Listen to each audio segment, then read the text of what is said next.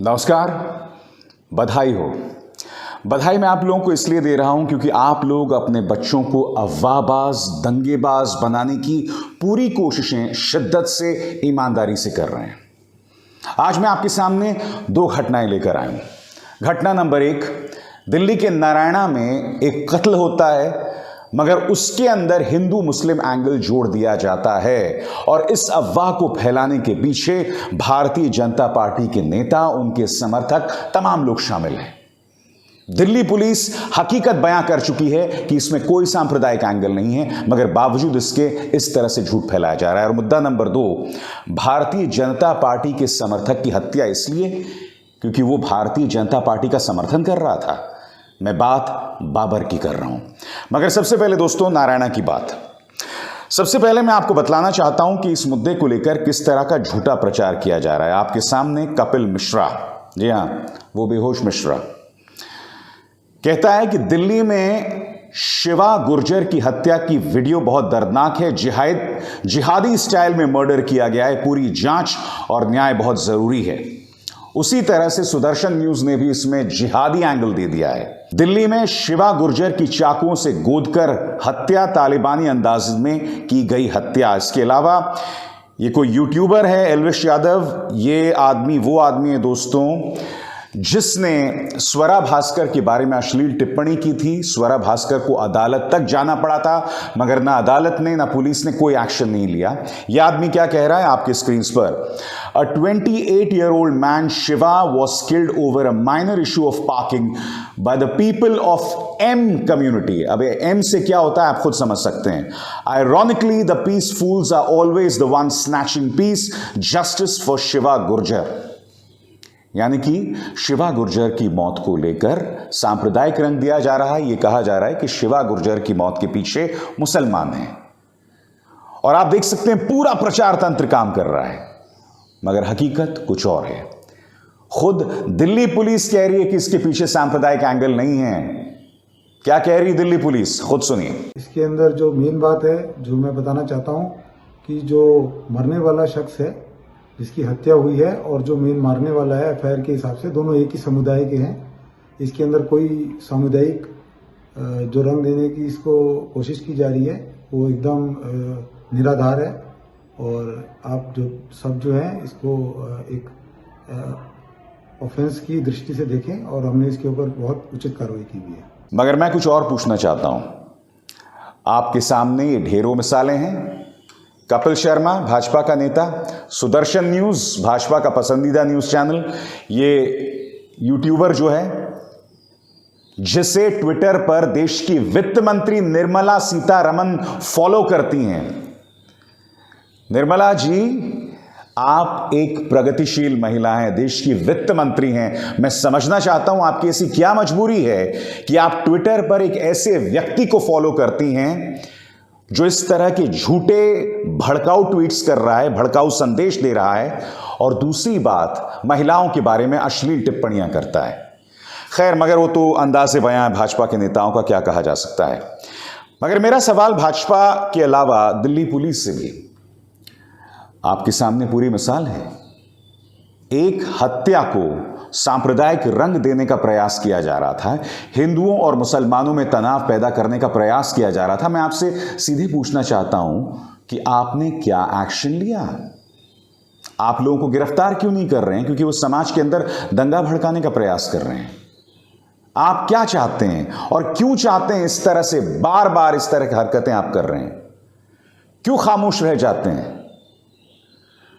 हमने इसी दिल्ली में देखा था दोस्तों, शाहीन बाग आंदोलन के दौरान कपिल गुर्जर गोलीबारी करता है, फिर वो तथाकथित नाबालिग राम भक्त गोपाल, उसने जामिया मिलिया के अंदर आके फायरिंग की। ये तमाम लोग बेल पर रिहा हैं। मगर अगर आप इनका मजहब बदल दें, अगर इनमें से यही काम किसी मुसलमान ने किया होता तो अब तक आतंकवाद की धाराओं में जेल में होता।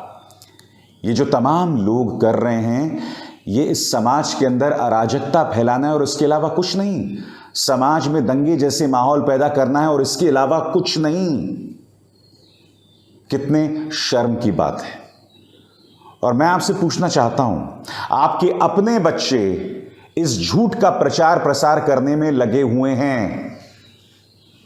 क्योंकि देखिए, भारतीय जनता पार्टी का मकसद तो बहुत साफ है।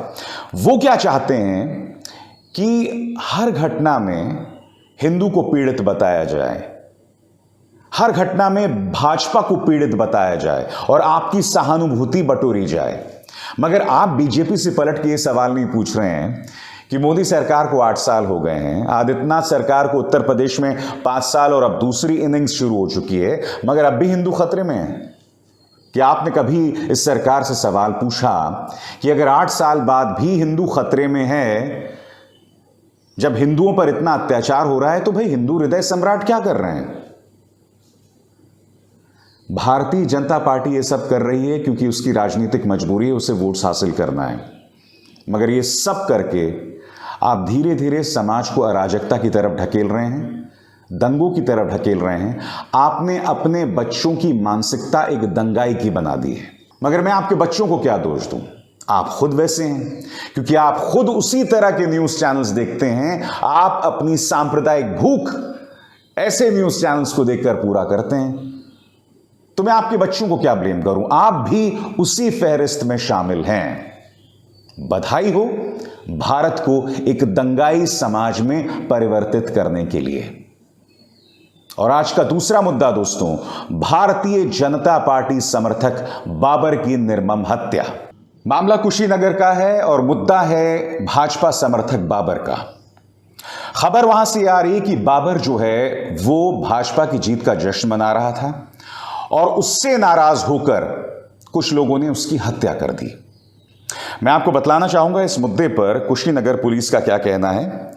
कुशीनगर पुलिस ने कहा है, और अगर उसे बाकायदा उन्होंने रेखांकित किया है, कि पूर्व में भी माह फरवरी में इनके बीच नाली आदि को लेकर आपस में विवाद हुआ था। और किन लोगों को गिरफ्तार किया गया है वो मैं आपको पढ़ के सुनाना चाहता हूं। दिनांक 20/3/2022 को ग्राम कटघरही, थाना रामकोला, जनपद कुशीनगर में बाबर अली पुत्र स्वर्गीय सूबेदार को उनके विपक्षी अजीमुल्लाह पुत्र स्वर्गीय हवलदार, आरिफ पुत्र अजीमुल्लाह, सलमा पत्नी छोटेलाल, ताहिद पुत्र ईशा, थाना रामकोला, जनपद कुशीनगर द्वारा मारा पीटा गया, जिसमें बाबर अली को गंभीर चोटें आईं और इसके बाद बाबर अली की मौत हो गई जब उसे लखनऊ ले जाया जा रहा था। पुलिस यहां पर यह कह रहा है कि इस विवाद में एक नाली का मुद्दा भी था, यानी कि इनके बीच में पहले भी विवाद हुआ था और मुद्दा क्या था? एक नाली को लेकर विवाद। मगर बड़ा प्रश्न, जब बाबर को इस तरह से धमकी पहले भी मिल रही थी तो आदित्यनाथ की पुलिस क्या कर रही थी, मैं जानना चाहता हूं। सवाल नंबर 1। सवाल नंबर 2, अगर बाबर एक मुसलमान होते हुए भारतीय जनता पार्टी को समर्थन कर रहा है तो क्या यह गुनाह हो गया? क्या उसे इस देश के स्वतंत्र आजाद नागरिक होने के नाते किसी पॉलिटिकल पार्टी का समर्थन करने का अधिकार नहीं है? अपने हाथ में कानून उठाने का हक आखिर किसको दिया? आखिर जिन लोगों ने बाबर की हत्या कर दी उन्हें अधिकार किसने दिया? कुशीनगर पुलिस कह रही है कि इस मामले में एक नाली विवाद भी है, यानी कि इनके बीच में इससे पहले और भी मुद्दे विवाद की जड़ में रहे हैं। बाबर की हत्या सिर्फ इसलिए नहीं की गई होगी क्योंकि वो भाजपा का समर्थन कर रहा था, वो भी एक मुद्दा है, मगर इनके बीच में पहले भी विवाद था और उन तमाम धमकियों के बावजूद पुलिस ने ना उसे संरक्षण दिया और कोई एक्शन नहीं लिया। परिवार इस बात की शिकायत कर रहा है कि पुलिस ने कोई एक्शन नहीं लिया। और जाहिर सी बात है दोस्तों, यह मुद्दा आ गया और इस मुद्दे को लेकर न्यूज चैनल्स को भड़काऊ कार्यक्रम करने का लाइसेंस भी मिल गया है। और वो कार्यक्रम किस तरह से किए जा रहे हैं मैं आपकी स्क्रीन पर एक एक करके दिखाता हूं। बाबर भाजपा समर्थक इसलिए हत्या पर सन्नाटा। जी न्यूज, टाइम्स नाउ नव भारत। बाबर बोला योगी योगी कट्टरपंथियों ने जान ले ली, मुसलमानों के लिए घड़ियाली आंसू, बाबर पर चुप्पी। The Kushinagar files, Zee news ने इसको द कुशीनगर फाइल्स कह दिया है। बाबर बीजेपी समर्थक इसलिए हत्या पर सन्नाटा। तो आप देख सकते हैं तमाम न्यूज चैनल्स जो हैं दोस्तों, आज तक भी वही कर रहा है। क्यों बाबर को बीजेपी की जीत का जश्न मनाने पर खोनी पड़ी अपनी जान। और होता क्या है दोस्तों, ऐसे मामलों में अक्सर AIMIM के कोई प्रवक्ता बैठ जाते हैं और वो भड़काऊ बयान देते हैं। और इस मामले में भी जो आज तक में शो चला उसमें वारिस पठान बैठ जाते हैं। मैं आपसे एक सीधा सवाल पूछना चाहता हूं। यहां पर यकीनन सवाल उठता है उन लोगों पर जिन्होंने बाबर की हत्या की, जो इस बात को पचा नहीं पा रहे थे कि बाबर एक मुसलमान बीजेपी का समर्थन क्यों कर रहा है। मगर यह सवाल तो कानून व्यवस्था पर भी तो होना चाहिए ना। बताइए, इन तमाम भड़काऊ न्यूज चैनल्स में से आपको किसी ने नहीं बताया कि खुद कुशीनगर पुलिस कह रही है कि इस मामले की जड़ में एक नाली विवाद भी है। यानी कि बाबर पर हमला सिर्फ इसलिए नहीं किया गया कि वो भाजपा का समर्थक था, बल्कि इसलिए भी कि दोनों पक्षों के बीच में इससे पहले भी एक विवाद चला आ रहा था। इस हकीकत को आखिर न्यूज चैनल्स ने आपसे क्यों छुपाया। कितनी अजीबोगरीब बात है दोस्तों कि बाबर की हत्या इसलिए कर दी जाती है क्योंकि वो बीजेपी का समर्थन कर रहा होता है। अभी एक वीडियो आया था कुछ दिनों पहले कि मध्य प्रदेश के अंदर एक लड़की एक स्कूल के कमरे में कहीं कोने में बैठ के हिजाब पहन के नमाज पढ़ रही थी। उस बात को लेकर भी बजरंग दल को आपत्ति थी और बजरंग दल ने कह दिया कि भाई अब क्लास के अंदर जो है हनुमान चालीसा पढ़ा जाएगा। यानी कि ना इंसान इस देश में अपनी पसंद की पॉलिटिकल पार्टी का समर्थन कर सकता है और दूसरी तरफ अपने धर्म का अनुसरण करना भी एक गुनाह हो गया। ये तमाम प्रश्न हैं जो हमारे सभ्य समाज के सामने हैं। आपको खुद से सवाल पूछना पड़ेगा कि आप क्यों इस ज्वालामुखी पर बैठे हैं और क्यों आए दिन इस तरह की घटनाएं सामने उभर कर आती हैं। क्यों इस समाज में लोगों के अंदर इस कदर कड़वाहट बैठ गई है कि कोई व्यक्ति एक पॉलिटिकल पार्टी को समर्थन दे तो उसकी हत्या कर दी जाती है। ऐसा पहले हुआ था? कभी नहीं। इससे पहले अगर आप किसी पॉलिटिकल पार्टी का समर्थन करते थे तो आप और हम फिर भी एक साथ बैठकर चाय पिया करते थे, हंसी ठट्ठा किया करते थे, मगर हम में तनाव नहीं पैदा होता था। बाबर सिर्फ एक प्रतीक है। आप अपने दोस्तों, अपने घरों के व्हाट्सएप ग्रुप्स पर निगाह डालिए। पॉलिटिकल पार्टीज को समर्थन आज की तारीख में परिवारों में तनाव का सबब बन गया है, दोस्तों में दुश्मनी की वजह बन गया है। वो दोस्त जो 30-30, 40-40 साल से दोस्त हैं, मगर चूंकि आप प्रधानमंत्री नरेंद्र मोदी का समर्थन नहीं करते या आप उनकी आलोचना करते हैं तो ऐसा करना देशद्रोह हो जाता है और इसी के चलते दोस्तियां भी टूट जाती हैं। मैं जानता हूं आप लोग क्या कहेंगे। मैं जो कहने वाला हूं उस पर आप में से कुछ जरूर कहेंगे कि आपको मौका मिल गया है बीजेपी की आलोचना करने का, मगर मुझे आप बताइए ना, 2014 से पहले ऐसा कब हुआ था? मैं आपको बताता हूं क्यों। क्योंकि 2014 के बाद ऐसा प्रोपेगेंडा चलाया गया कि जो मोदी जी का समर्थन नहीं करता वो देशद्रोही है। न्यूज चैनल्स के अंदर वो पत्रकार नहीं रह सकते जो प्रधानमंत्री नरेंद्र मोदी से सीधे और सरल सवाल करते हैं। जो प्रधानमंत्री नरेंद्र मोदी से सवाल करेगा वो पाकिस्तान चला जाए। ये तमाम चीजें काल्पनिक नहीं है, ये बातें भाजपा के नेता कहते हैं। किसान बेचारा आंदोलन करने जाता है तो उस किसान के बारे में कहा जाता है कि वो देशद्रोही है, वो हमारा अन्नदाता जो इन तमाम चीजों से अछूता रहा है, अब उसे भी आप देशद्रोही खालिस्तानी बोल रहे हैं। यह हालत कर दी है।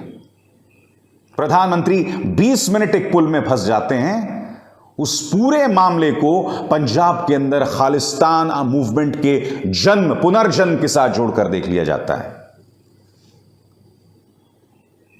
मैं आपको याद दिलाना चाहूंगा स्वर्गीय अटल जी ने क्या कहा था। पार्टियां आएंगी जाएंगी, सरकारें आएंगी जाएंगी, मगर ये देश बना रहना चाहिए।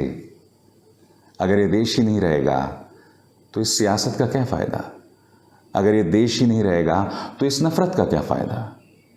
इस देश को बने रहने दो। बुनियादी चीज़ वही है। मेरे इन शब्दों को याद रखिएगा। नमस्कार।